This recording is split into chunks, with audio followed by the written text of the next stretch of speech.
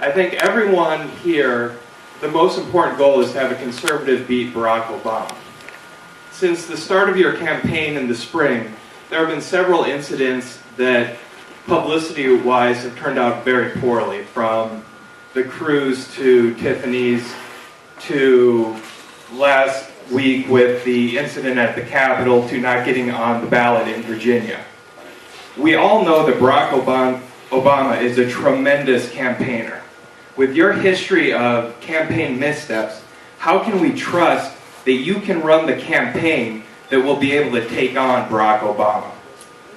That's a fair question. I mean, I'm not going to promise you that a occupied Des Moines person isn't going to make a fool of themselves at some event, which is the case at the Capitol. I mean, what I will tell you is that in 1980, I helped Ronald Reagan develop the first Capitol Steps event in history. As a result of a team election, we picked up the U.S. Senate when nobody thought we would, and we won 6 U.S. Senate seats by a combined margin of 75,000 votes. In 1994, I designed a totally positive campaign. We recruited 350 candidates nationwide. We trained them in how to run it.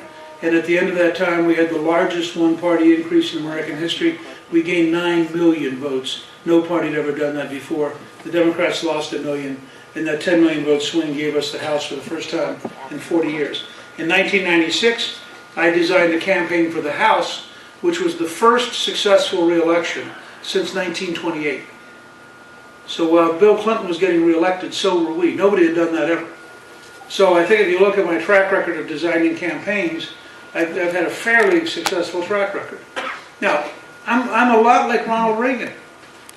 You know, the elite media is not going to give me a break.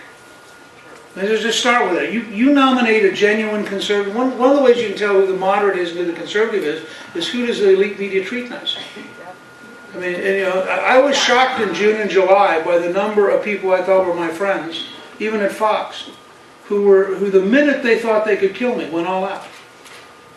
And they were right, because I am a threat to their world. I am determined to change Washington, not to work with it. I'm determined to change the way the establishment operates. So, you know, if you want a soft campaign, you need to pick somebody who's going to sell out. Because if the news media and the elites think you're not going to sell out, they're going to go all out to break you. Reagan had this happen to him over and over again. At this point in 1979, he was 30 points behind Jimmy Carter.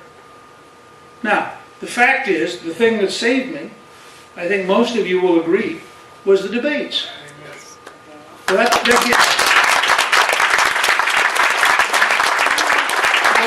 should give you a hint. After Barack Obama gets done spending $1 billion smearing whoever we nominate, and that's what they'll do. Remember, this is an administration that went from yes we can to why we couldn't. And so I mean, he doesn't have much to run on except a tax. And you better pick a nominee who knows what they believe, who isn't afraid, and who's capable of being on the same platform with Barack Obama. I'm going to run a campaign that says, here is the best food stamp president in American history. And if you think that's a good future, you should re-elect Barack Obama. I'd like to be the best paycheck president in American history. I've done it twice, once with Reagan and once as Speaker. I can do it a third time. So you pick for your children and your grandchildren. You want food stamps, vote Obama. You want paychecks, vote Gingrich. I think I can beat him by a huge margin, but it won't happen until we get the election.